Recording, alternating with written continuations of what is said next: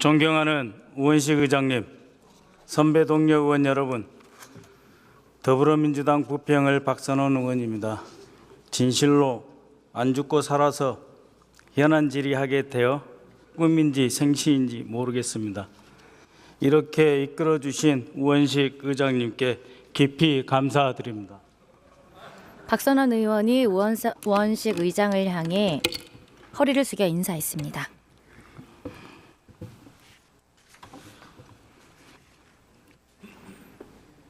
박선원 의원이 국무위원들이 앉아 계신 곳을 향해 단상의 위치, 방향을 한덕수 조정하고 총리님 있습니다. 나와주십시오. 한덕수 국무총리를 호명했습니다. 한덕수 국무총리가 의장석을 향해 인사를 한 뒤 단상 앞에 섰습니다. 내란 주모자 윤석열이 범죄자 집단의 소굴이라고 표현한 국회에 오신 것을 환영합니다. 총리는 경찰로부터 소환 통보 받았습니까? 네, 받았습니다. 피의자 신분입니까? 피의자 신분입니다. 출석하실 겁니까? 예, 저 수사 절차에 따르겠습니다. 방문 조사 받으실 겁니까? 수사 절차에 따르겠습니다. 아무것도 아직은 정해진 게 없는 것 같습니다. 출석 요청 오면 가실 겁니까? 수사 절차에 따르겠다고 말씀드렸습니다. 모의에만 가담해도 처벌받는 것이 내란죄입니다. 지난 9월 9일 대정부 질문에서 총리는 계엄은 얼토당토 않는 얘기다. 전형적인 가짜뉴스다. 두 번이나 집권했던 야당이 그런 생각한다면 국민이 분노할 거다 하셨죠. 당시 답변에 대해 어떻게 생각합니까? 그렇게 믿었고 그것이 이루어지지 않은 데 대해서 부끄럽습니다. 총리는 국무회의 부의장으로 헌법 제89조에 따라 국무회의를 소집하고 국방장관이 건의하는 계엄령에 대해 필요성, 대상, 범위, 기관 적어도 4가지 심의했어야 합니다. 국방장관의 사전 보고 받았습니까? 못 받았습니다. 국방장관이 국무회의 석상에서 계엄 필요성 정식으로 건의했습니까? 없었습니다. 어떤 심의를 했습니까? 아무런 심의도 하지 않았습니까? 네, 정식 심의는 없었습니다. 회의록 없지요? 없는 것으로 알고 있습니다. 회의록 없는 국무회의가 국무회의입니까? 네, 절차적 하자, 실질적 하자가 있습니다. 총리는 국무회의 직후 6분 뒤에 계엄 업무에 들어간 것입니다. 인정하십니까? 저는 그 부분에 대해서는 대통령 계엄 선포 이후 한 모든 행위는 계엄 임무에 종사한 것입니다. 인정하십니까? 계엄 업무는 군이 아마 받아서 한 거 아니겠습니까? 모든 내각이 다 계엄 업무에 종사하게 되어 있습니다. 비상계엄입니다. 헌법 제71조에 따라 대통령의 직무수행이 불가능해져 총리가 권한대행이 될 경우 권한대행이 계엄을 선포할 수 있습니까? 없습니까? 전 그 법적인 것은 잘 모르겠지만 대행이면은 해야 되지 않나 싶습니다. 그러나 권한 대행이라는 것은 항상 어떤 한계를 가지고 대개 관리를 중심으로 했다. 새로운 일을 벌리기보다는 저는 그렇게 알고 있습니다. 권한대행이 돼도 계엄 건의가 오면 하겠다는 뜻인데 아닙니다. 2017년 박근혜 탄핵정부 당시 기무사는 의원님 아닙니다. 잠깐만요. 현 시국 관련 대비 계획이라면서 비상계엄 선포 검토하고 67페이지가 넘는 계엄 세부 계획을 마련했습니다. 그때는 박근혜가 탄핵 중인 상태였습니다. 당시 기무사가 황교안 대통령 권한대행의 비상계엄 선포를 검토했다는 것입니다. 화면 봐주시기 바랍니다. 대통령 권한대행의 비상계엄 선포 준비문입니다. 총리 이 자리에서 약속하세요. 권한대행이 될 경우 비상계엄 선포할 것입니까? 제2의 계엄 사태 만들 것입니까? 정해지지도 않은 일에 대해서 말씀드리는 것은 어렵습니다. 기본 태도이자 입장을 묻는 것입니다. 아니 어렵지만은 이런 일은 절대로 없도록 하겠습니다. 절대로 없을 것이라는 계엄이 뉴스였습니다. 일어났습니다. 가짜 뉴스라고 하지 않았습니까? 죄송합니다. 그거는 총리, 어제 국방위에서 곽종근 전 특전사령관이 윤석열로부터 국회 문을 부수고 들어가서 안에 있는 의원들을 끄집어내라 지시를 받았다고 하였습니다. 알고 계시죠?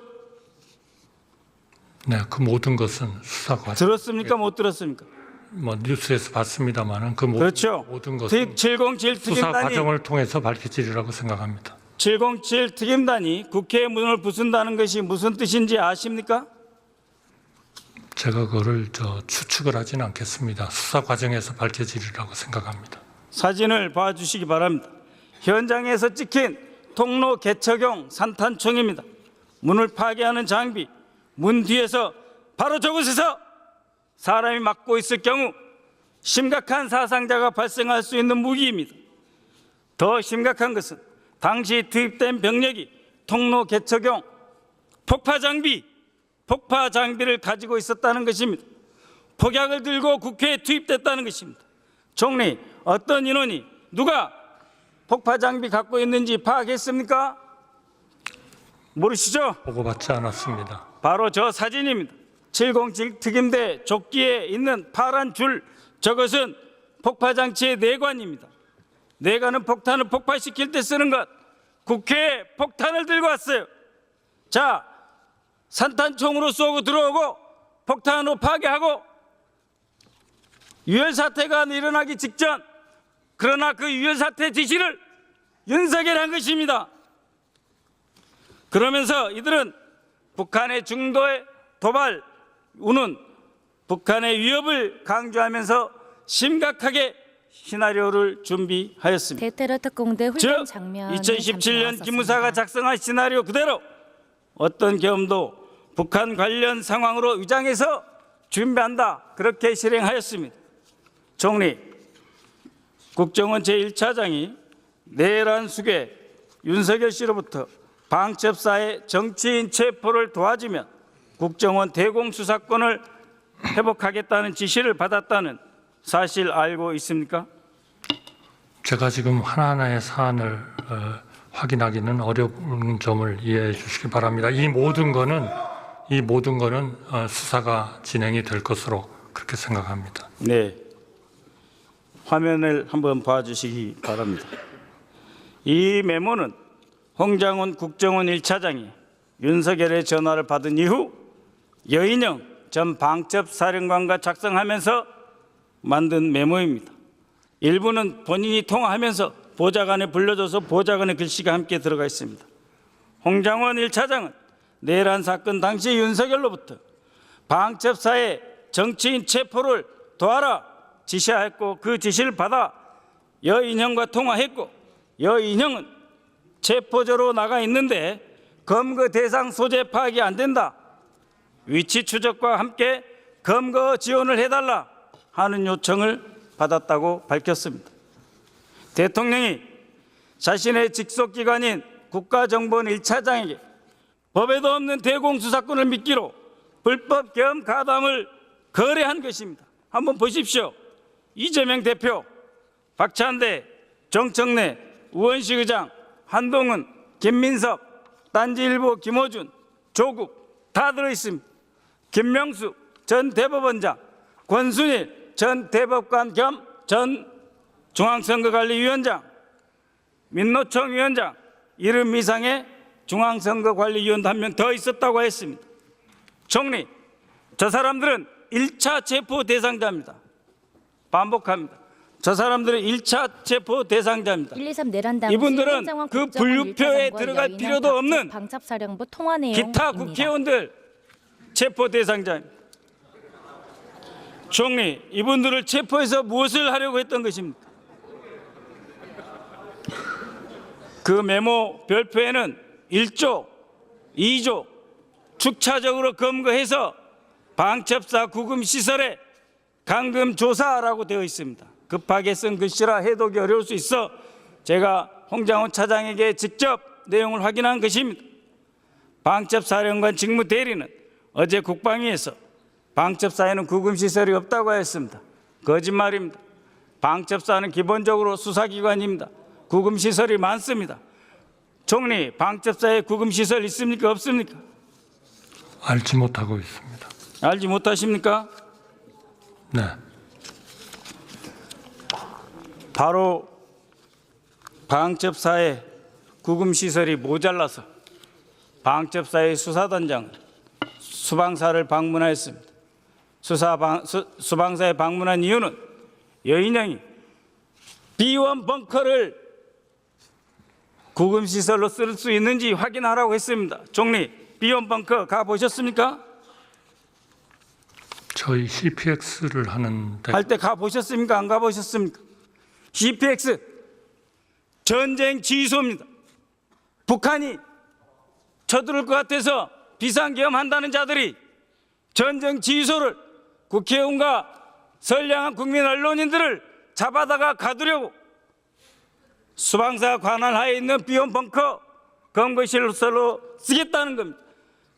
가보셨다 그랬죠? B1 벙커. 예. 트럭이 다니고 1년에 한 번씩 하는 트럭이 다니고 찝차가 다니고 3,000명이 잘 수 있고 바로 그것을 구금시설로 쓰겠다는 거 아닙니까? 이 상황의 심각성 이해 가십니까? 네, 모든 건 수사 과정에서 밝혀질 것이라고. 네, 중앙선관위원장님 잠깐 뵐 수 있을까요? 나와 주십시오. 한덕수 국무총리가 의장석을 향해 인사를 한 뒤 퇴석합니다. 노태악 중앙선거관리위원장이 호명됐습니다. 의장석을 향해 인사를 한 뒤 단상 앞에 섰습니다. 안녕하십니까. 처음 뵙습니다. 김용현은 선관위 진입은 윤석열의 뜻이었다고 했습니다. 특전사령관은 민주당사, 국회, 선관위 건물 3곳, 여론조사꽃 6개의 장소를 확보하라고 지시받았습니다. 정보사령부 요원, 방첩사령부 요원이 헌법기관인 선관위 출동하여 직원을 억류하고 서버를 촬영했습니다. 어떤 심정이셨습니까? 이게 참담한 심정이었습니다. 앞으로 선관위 업무 제대로 할 수 있습니까? 열심히 노력하겠습니다. 외부 침투로 오염된 선관위 서버 앞으로 선거 관리 운영하는 데 문제 없습니까? 다시 한번 철저하게 점검하겠습니다만 절대 염려하지 않으시도록 준비를 철저히 하도록 하겠습니다. 아까 보여진 그림, 사진, 네트워크 구성을 촬영해서 외부에 전송합니다. 그러면 외부에서 선관위 서버에 침입합니다. 선관위 침입하면 선관위 전체 서버의 모든 데이터 3시간에 다 가져갈 수 있습니다. 방첩사, 정보사 3시간 20분 중앙선거관리위원회 서버 억류하였습니다. 무슨 말씀인지 이해하시겠습니까? 예, 방금 이해하겠습니다. 선관위원장께서 말씀하신 정도의 태도로는 이 민주주의의 기본 근간, 선거제도 기본 근간, 선거제도의 기반을 파괴하는 이 행위, 북한 물론이라고 보십니까? 안 보십니까?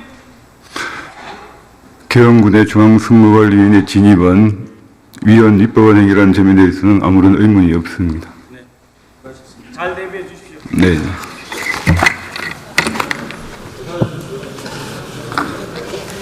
노태악 중앙선거관리위원장이 퇴석합니다. 더불어민주당 박선원 의원의 단상이 의원석을 향해 가운데로 방향이 조정되고 있습니다. 존경하는 선배 동료 의원 여러분, 저는 진실로 다시 말씀드립니다. 이 자리에 서서 현안질을 할 수 있는 게 꿈인지 현실인지 분간이 아직도 가지 않습니다. 여러분들과 마찬가지로 저는 이 자리에 개헌 선포 대통령 발표 직전에 의원님 피하십시오. 비상계엄입니다라는 보좌관의 전화를 받고 제 개인 차량을 타고 목숨을 걸고 이곳으로 달려왔습니다. 죽어도 국회 본회의장에서 죽어야 되겠다 라는 각오로 달려왔습니다. 다른 데서 죽으면 시체도 못 찾을 상황이기에 진심으로 목숨 걸고 달려왔습니다. 존경하는 의장님과 선배 동료 의원 여러분, 그리고 시민들이 계셔서 지금 이 순간 이렇게 있는 것입니다. 우리가 이 20분에 간발의 차이였다면 전혀 다른 세상, 제2의 광주학살, 제3의 서울학살, 제3의 국회 본회의장 학살이 일어났을 것입니다. 존경하는 의장님 그리고 선배 동료 여러분, 진심으로 존경합니다. 이 순간 반드시 우리는 구속, 즉각 체포, 하약, 탄핵 신속하게 헌법적 절차에 따라 진행되어야 한다고 믿습니다. 지속적으로 여러분과 함께 하겠습니다. 많은 지속 편달 부탁드립니다. 더불어민주당 박선원 의원이 의원석을 향해 허리를 굽혀 인사했습니다.